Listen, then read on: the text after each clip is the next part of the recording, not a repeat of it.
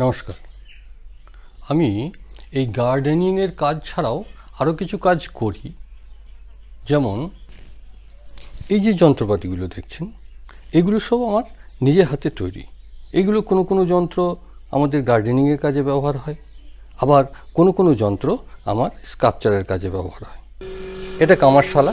এই ফ্যানটাও আমি নিজে হাতে তৈরি করেছি। এই সমস্ত যন্ত্রপাতি সহ আমার এই কামারশালাটিও নির্মাণের ভিডিও আমি আলাদা আলাদাভাবে আমারই একটি নতুন চ্যানেলে দিতে আরম্ভ করেছি। চ্যানেলটির নাম হচ্ছে নীলকান্ত হালদার ক্রিয়েটিভ DIY। ইউটিউবে গিয়ে ডাইরেক্ট সার্চ করলেও পেয়ে যাবেন। তাছাড়া এই ভিডিওটিরই ডেসক্রিপশন বক্সে ওই চ্যানেলটির লিঙ্ক অ্যাড্রেস দিয়ে দিচ্ছি। সেই লিঙ্কে ক্লিক করেও আপনারা সেখানে যেতে পারবেন। ওই চ্যানেলটিতে গিয়ে ওই চ্যানেলটিকে সাবস্ক্রাইব করে রাখুন এবং সেই সঙ্গে বেল আইকনটিকেও প্রেস করতে ভুলবেন না। ধন্যবাদ।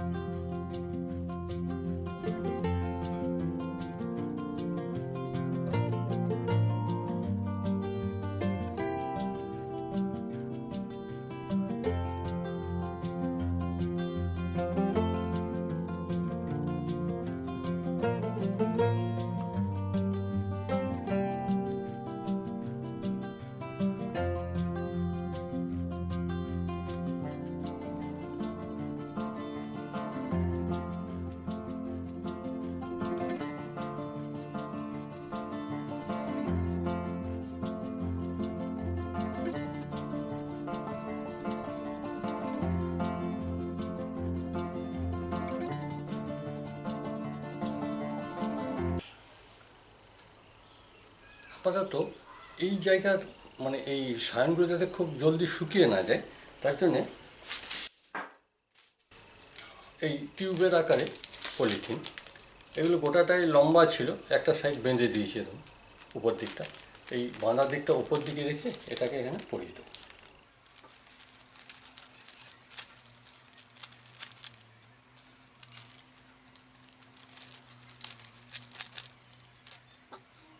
এখানে দেখুন এই যে শেকড়গুলো রয়েছে এইগুলো কিন্তু কাটা চলবে না এখন। এগুলো যখন এই মানে সায়নগুলো সব রেডি হয়ে যাবে তারপর শেকড়গুলো কেটে এটার পট পরিবর্তন করতে হবে। এখানে এইভাবে একটু বড় পট দিতে হবে, আস্তে আস্তে বাড়াতে হবে পটটা। হ্যাঁ, যেমন চাইবেন, যদি খুব একটু গাছটা বড় করতে চান তাহলে একটু ড্রামের মতো এই ছোটো ছোটো ড্রাম 2 ফুট চওড়া কি 2.5 ফুট চওড়া, হ্যাঁ এদিকেও 2 ফুট হাইট, এরকম ড্রামে রাখলে এটাতে বেশ মোটামুটি মাঝারি সাইজের গাছ হবে, কোনো অসুবিধা নেই।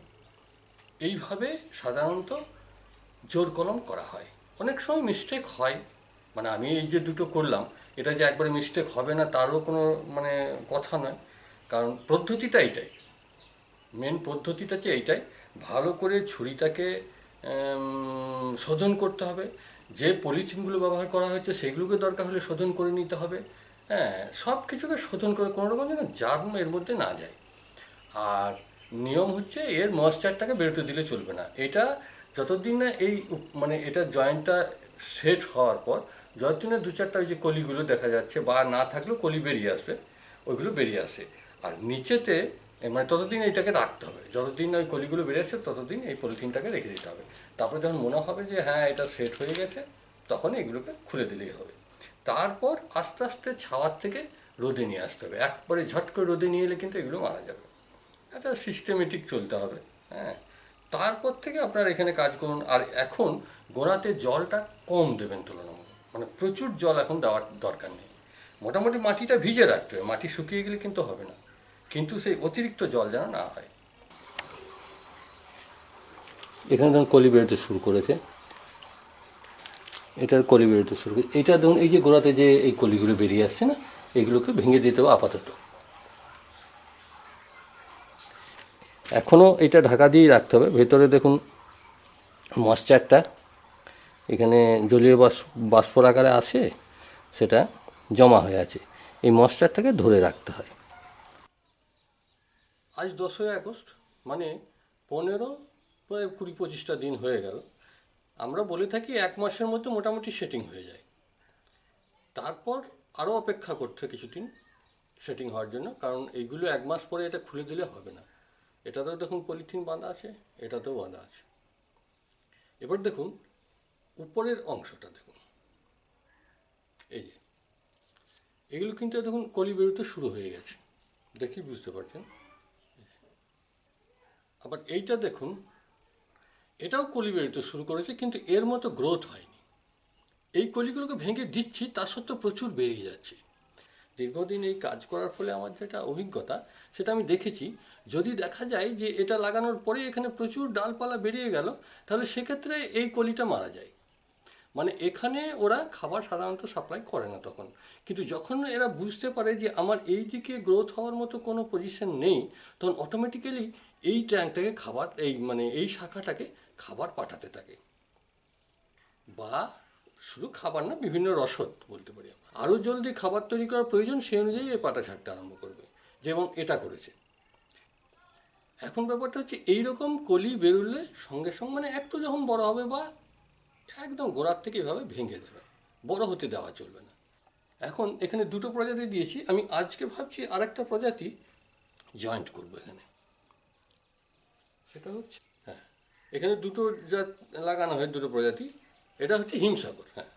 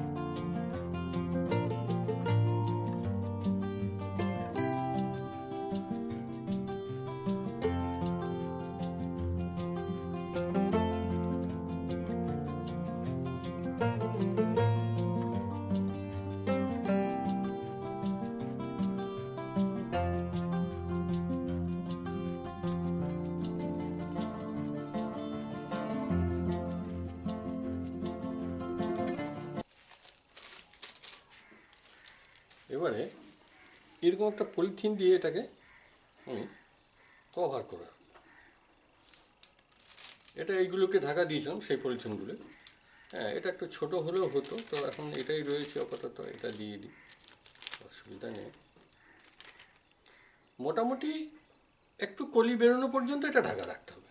যখনই একটু কলি বেরিয়ে যাবে আর ঢাকা না রাখলেও চলবে। এটা ওই মাত্র 1.5-2 মাসের চারা। এখন আমি এই চারাটাকে জোর কদম করব। একই পদ্ধতি, যদিও এক্ষেত্রে চারাটা 4 মাস বা 6 মাসের হলে খুব ভালো হয়। এটা আমি হালি তুলে বসিয়েছি, একটু আস্তে করতে হবে যাতে মাটিটা নড়ে না যায়। যদিও এর সিডটা আছে, এটা সিড থেকে গাছ। এরকম জায়গায় এর সাইডে, এটা হচ্ছে হিমসাগরের কলি, সায়ন বলা হয় এগুলোকে। একই পদ্ধতিতে করব।